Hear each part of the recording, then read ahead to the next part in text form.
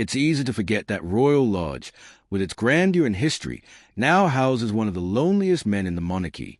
Andrew Mountbatten-Windsor has retreated almost entirely from public life, ensconced in a home that once symbolized privilege, now echoing with monotony. His days pass with little variation, dictated by television programming, weather-affected rides, and an obsession with routine. This isn't mere preference, it's a reaction. As public outrage, scandal, and family estrangement mounted, Andrew shrank his world down to the only place he felt secure. If you love getting the real story behind the palace walls, don't forget to subscribe to the channel and tap the notification bell so you never miss an update. What emerges is a portrait of a man no longer shaping his narrative, but hiding from it. The predictability of his life, once a luxury of royal stature, now functions as a coping mechanism for irrelevance and rejection. Even within Royal Lodge, there's a sense of waiting, not for redemption, but for removal, as pressure builds for him to leave. The question isn't just where he'll go next, but whether there's any version of his identity left to take with him. He used to be a central figure at state banquets, royal weddings, and diplomatic galas. Now, he's a man no longer welcome at most family functions, confined largely to the quiet halls of Royal Lodge. Andrew Mountbatten-Windsor's world has drastically shrunk, not just in terms of public engagement, but in emotional and psychological scope. Once a senior working royal, he's now a sideline presence, both literally and symbolically. There are no more walkabouts, no waving to crowds, just silence. Inside sources say his days have become shockingly mundane. Wake up, watch TV, perhaps a bit of golf if the weather holds, maybe a ride on his horse. But that's it. These aren't leisurely hobbies, they're lifelines. They are how he maintains some illusion of control in a world that's mostly turned against him. His fixation with routine is more than stubbornness, it's a survival strategy. Royal Lodge, his longtime residence since 2003, is where this all unfolds. It's not just a house, it's a last remnant of his royal identity. Sprawling, gated, private, a fortress in more ways than one. But even that stronghold is under threat. If you love getting the real story behind the palace walls, don't forget to subscribe to the channel and tap the notification bell so you never miss an update. With eviction looming, the irony is hard to miss. The man who once held military titles and public honors now may not even get to keep his home. This isn't a palace brimming with staff and guests anymore. Reports say visitors are rare. His social circle has thinned out dramatically. Charity engagements, long gone. Public life, completely shelved. It's not just physical isolation, it's social exile. And while the family hasn't outright disowned him, there's a noticeable chill. He's become the unspoken subject, the relative whose name brings tension into the room. It's impossible to talk about Andrew's downfall without mentioning the scandal that ignited it all. His association with Jeffrey Epstein remains a defining stain on his public image. The disastrous BBC interview with Emily Maitlis didn't just fail to clear his name, it sealed his fate. Legal pressures, public outrage, and the complete evaporation of support from charitable organizations forced the royal institution to make a clean break. When he relinquished his military titles and royal patronages, it wasn't a graceful exit, it was damage control. Still referred to as a prince, yes, but the substance of that title is gone. Stripped of duties, shielded from public view, and relegated to life behind the curtains. Even in exile, the scrutiny hasn't stopped. His name still lingers in headlines, often paired with silence from the palace. So what does life actually look like now for Prince Andrew? According to insiders, it's a loop. Same meals, same shows, same controlled environment. There's a television remote in one hand, a stubborn grip on routine in the other. He reportedly insists on maintaining the same setup he's had for years, right down to preferred upholstery and exact timing for meals. Riding remains one of his few escapes. He's been spotted on horseback through Windsor grounds, often in solitude. Even when the skies open up and rain pours down, he rides. Maybe it's habit, maybe it's pride. But the symbolism isn't lost.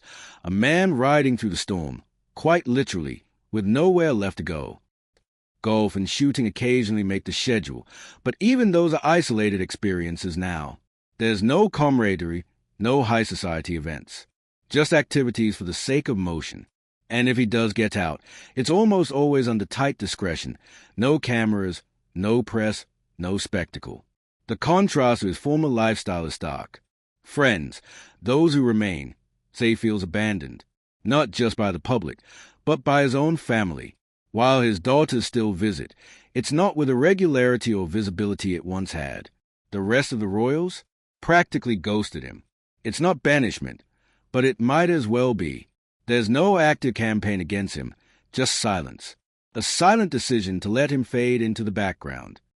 He's reportedly extremely territorial about Royal Lodge. Control over his home has become one of the few things he clings to. And now, even that is under threat. The looming move, possibly to a smaller, less prestigious residence, is more than a logistical change. It's a final blow. Without Royal Lodge, the man has nothing left that ties him to the structure of royal life. It's not that Andrew refuses to leave. It's that leaving would mean conceding, accepting that the life he once had is gone for good. So he digs in, rejects alternatives, clings to what's left. The curtains stay drawn. The phone rarely rings. The once busy residence now echoes with the sounds of solitude. If you're wondering whether this is a temporary phase, you're not alone. The truth is, no one really knows. Not the family, not the public, maybe not even Andrew himself. But what's clear is that nothing is being done to reverse it. He's not actively working to rehabilitate his image. No public gestures, no apologies, no appearances. Just retreat. The press has had a field day with this narrative. Couch potato prince. Royal recluse. And while the headlines can be cool, they also reflect a strange fascination. There's something haunting about watching someone so embedded in a public institution unravel so privately. And the monarchy? They are saying very little, which speaks volumes. There's a bleak kind of poetry to all of this. A man born into privilege, now choosing, or forced, to live like a ghost in his own story. Everything that once defined his life, status, structure, purpose, has slipped away. What's left is a shell of royal routine, kept alive by habit and denial. Even his interactions are said to be marked by a kind of bitterness. Not angry outbursts, but resignation. The sense that he knows exactly what is lost and exactly why. But without any path forward, he settles deeper into routine. Wake, watch, ride, eat, repeat. You can see it in the rare photos that surface. He's not just older, he's smaller. Somehow, not in stature, but in presence. The man who once traveled the globe on behalf of the crown now barely leaves the perimeter of his estate. The man who once held court is now rarely spoken of, except in whispers or tabloid ridicule. And yet, he holds on. To the house, to the title, to the idea that this version of life is sustainable. But it's hard to ignore the elephant in the room. When the last wall comes down, when the Royal Lodge is no longer his, what then? This isn't just a chapter closing, it's a slow fade to black. Andrew Mountbatten-Windsor may still have a title, but the substance of royalty has long since been stripped away. What remains is a man surrounded by familiarity, but utterly disconnected from relevance. It's hard to say whether this is exile or surrender. Maybe both. But one thing is certain, this isn't a pause before a comeback. It feels like the end of the road, paved not with scandal alone, but with silence, repetition, and a house too big for the life it now holds. If you're watching this thinking, what happens next? You're not alone. But whether it's more solitude or a forced new beginning, Andrew's story is no longer about power. It's about aftermath. So hit like, drop a comment below, and subscribe if you're still with us, because royal chaos never really ends. It just changes shape. There was a time when Andrew's name meant something in the corridors of power. When foreign dignitaries knew who he was, not just for being the Queen's son, but for his role in trade missions and military representation. Those photos of him in uniform, medals gleaming, waving on palace balconies, they feel like relics now. A previous life, barely believable when set against today's reality. Now, when you hear his name, the first association isn't on our service. It's scandal. It's headlines. It's that BBC interview and 1,000 tabloid think pieces. And that's part of what makes his retreat feel so eerie. It's not just that he disappeared, it's that the institution let him. And still, Royal Lodge remains his entire world. This isn't just a big house. It's the last domino that hasn't fallen. Inside, Andrew is said to obsess over small details. The fireplace must be lit just so. Meals must be served at exact times. Familiarity has become its own form of medication. The house doesn't just reflect his habits. It mirrors his need for control in a life that spiraled far beyond it. But the looming reality of relocation is chipping away at that last pillar. For most people, moving house means logistics. For Andrew, it means identity collapse. That garden, those stables, the staircases walked for 2 decades, they're not just property features. They are all he has left of his version of royal life. If there's any sign of familial warmth, it comes through his daughters. Beatrice, in particular, is known to visit. Insiders say she remains one of the few who still actively communicates with him. But even that relationship exists within tight boundaries. There's love, but also a quiet understanding that the world they live in now is different. She has her own family, her own position, and her own future to manage. And it's not lost on anyone that her public appearances rarely intersect with her father's in amour. The divide between private loyalty and public distancing has never been more stark. Beatrice and Eugenie can show support behind closed doors, but in front of the cameras, they step lightly. It's almost poetic. Royal Lodge was once known for hosting tea parties, charity events, family barbecues. Now it's silent, not because of weather or calendar gaps, but because Andrew no longer hosts. The space is still there, the ground still manicured, but the life inside has faded. No events, no friend dropping in, no staff rushing about. Just a man, his routines, and a very big, very quiet house. And while some might think he's lucky to still have it, the truth is more complicated. Yes, he remains in Royal Lodge, for now, but with reports of budget cuts and murmurs of a more suitable downsizing in the air, it's only a matter of time before even this refuge is gone. The idea that someone of Andrew's background would end up like this, it's still jarring. 4 years, he was labeled the Queen's favorite. But favoritism only gets you so far when the headlines won't stop. When the institution you were born into decides you're no longer worth defending, the message is loud and clear. And Andrew, he heard it. That's part of why he's retreated so completely. It's not just shame, it's recognition. That the bridges are burned and there's no clear path back.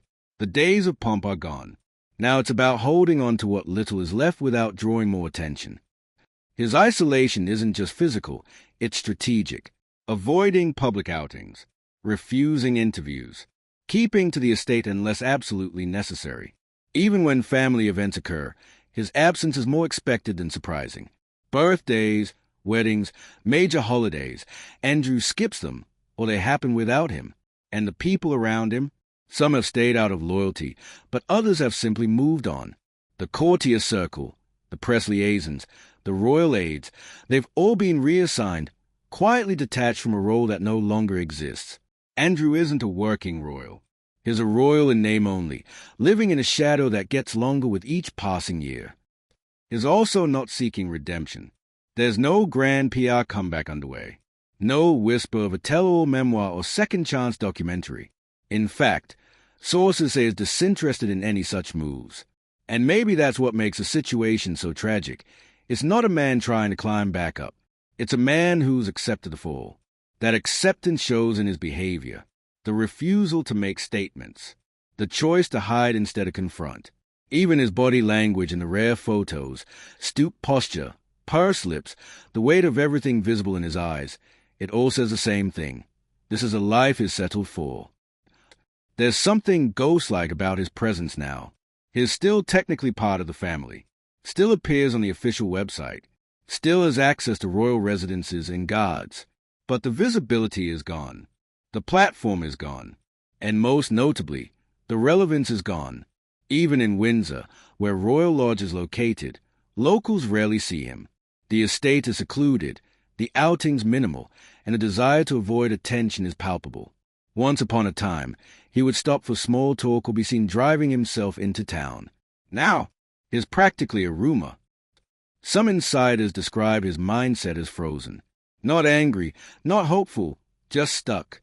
Still clinging to an outdated self-image. Still believing that holding on to routine is a form of dignity.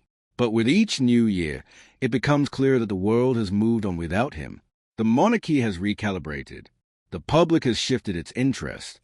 And Andrew remains exactly where he was, behind the gates, watching old reruns, locked in a cycle of habits.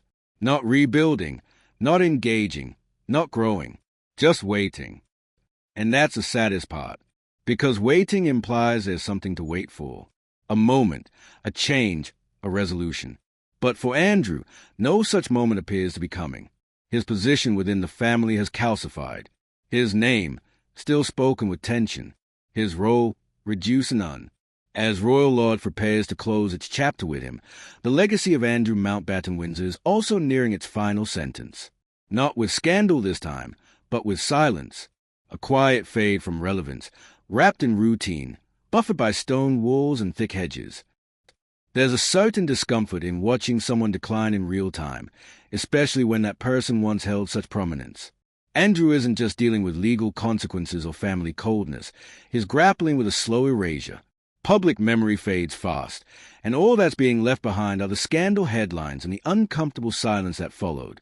And as far as appearances go, there's not much left to comment on. He isn't showing up to events. He's not giving interviews. He's not seen participating in any kind of royal activity. It's like he's pressing pause on his existence, even though the world around him continues to move. It's not a pause for redemption. It's a pause for preservation, of self-image, of control, of what little dignity remains. This is the part where you'd expect some kind of strategic pivot, a rehabilitation arc, a whisper campaign to get back into favor. But there's none of that here. Andrew's strategy, if you can call it one, is total withdrawal. It's a full-scale retreat behind the iron gates of Royal Lodge, hoping, perhaps, that the noise will die down if he stays quiet enough for long enough. But silence doesn't erase reputation. And the longer he stays hidden, the more it cements the image of a man who isn't just avoiding consequences, is avoiding the world. Royal Lodge, grand as it may be, now feels like a tomb. Not a literal one, but the symbolic kind, where identity goes to rest. It's strange to look back at those old images, standing beside the Queen, grinning during engagements, posing in military uniform. Those snapshots once screamed confidence. Now, they feel disconnected from reality, almost like a separate person. You can't reconcile the man behind the headlines with the smiling figure from the golden frames on royal walls. But that contrast is the point, because the fall wasn't gradual. It was abrupt. One day he was a senior royal, the next he was scrubbed from calendars. Public affection turned to public scrutiny. Institutional support turned into quiet distancing. And when the palace turns it back, it's not with fireworks, it's with erasure. Still, inside Royal Lodge, Andrew sticks to what he knows. Staff say he continues to micromanage everything, from what's on the telly to what flowers are placed on the tables. It's not about aesthetics, it's about control. In a world that's turned upside down, these are the only decisions still fully his. Even the daily schedule is clockwork. Morning coffee, a ride around the property, afternoon television, dinner at a set time, no deviations. It's not just routine, it's a fortress of habit, one that protects him from the chaos beyond his gates, or at least makes him feel like he's protected. When people do mention him now, it's mostly in the past tense, and not because he's gone, but because his presence no longer carries weight. He's been out of the spotlight for so long, it's hard to imagine a version of him re-entering it. There's no role for him to return to, no diplomatic mission waiting, no ribbon to cut or school to visit. And when royals become irrelevant, they don't usually make noise, they just vanish. Not physically, but symbolically. They stop being part of the conversation. That's already happening here. Andrew may still technically be a prince, but in function, he's simply missing. So much of this story is about waiting. Waiting to see if the eviction goes through. Waiting to find out where he'll go. Waiting to see if the family ever offers a public olive branch. But while we wait, he sits. Not planning, not strategizing, just existing. Royal Lodge has seen decades of royal history. But now, it's become a place of stasis. No public-facing life, no charity work, no duties. Just empty holes and drawn curtains. It's no longer a symbol of status. It's a symbol of stuckness. A place where time isn't moving forward, only circling the drain. And yet, for all that's collapsed, he's still holding on, not to relevance, but to the few things left that he can control. That stubbornness isn't new. It's been part of his persona for years. But now it's isolated him. Family ties have thinned. Public goodwill is gone. And yet, he remains firmly planted, as if refusal to budge will somehow reverse the tide. That refusal isn't winning him sympathy. If anything, it's confirming the narrative that is out of touch. The man who once moved in diplomatic circles now clings to upholstery patterns and kitchen routines. It's tragic in its own way, but also self-imposed. There's also the looming reality of what happens next. Because when Royal Lodge is no longer his, where does he go? A smaller cottage? A royal grace and favor property? Something on the margins of Windsor? Whatever it is, it won't carry the same weight. And he knows it. Moving won't just be about losing square footage. It'll be about losing identity. Royal Lodge is the last thread tying him to his former stature. Without it, he becomes just another figure living quietly on royal land, stripped of purpose and presence. No staff bustle, no security detail, just space and silence. And for someone who once held military rank and royal duty, that's a brutal transformation. He has gone from field parades and public honors to backdoor exits and whispered updates. From His Royal Highness to the person no one wants to sit next to at Christmas. He is not a cautionary tale in the traditional sense. There was no big final moment, no courtroom finale, no last defiant speech. Just a slow withdrawal of privilege, the quiet crumbling of perception, and a refusal to acknowledge the magnitude of what's being lost. So here we are, a man inside a house that used to represent something. And now, it's just walls.